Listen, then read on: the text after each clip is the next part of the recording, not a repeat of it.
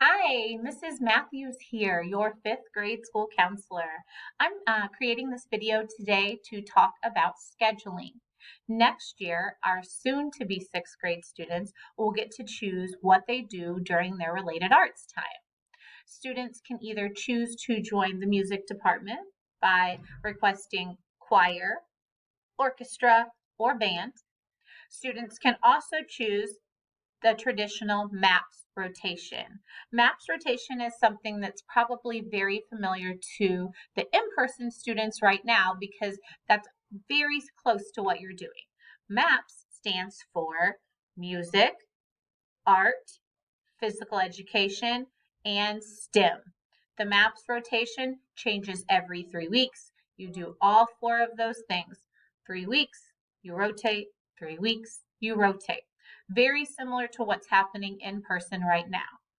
Or you can choose to do orchestra for the entire year, band for the entire year, or choir for the entire year.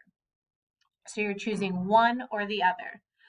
Next week in classrooms, the week of May 3rd, students will get to review those options, watch some videos, and read more about those related arts teachers and content areas. Then, a few days later, after families have had time to talk and students have had time to think, students will make their official choice through a Google Doc. These choices are for in-person students. These choices are for people who plan to be in person for the 21-22 school year. Teachers through Core Connect will share that Google Doc with students. It's very simple. Students will just put their first name, last name, and then select if they want orchestra, choir, band, or the MAPS rotation. I'll say that one more time in case people need to hear it. MAPS rotation stands for music, art, physical education, and STEM. There are 3-week rotations that rotate throughout the entire school year.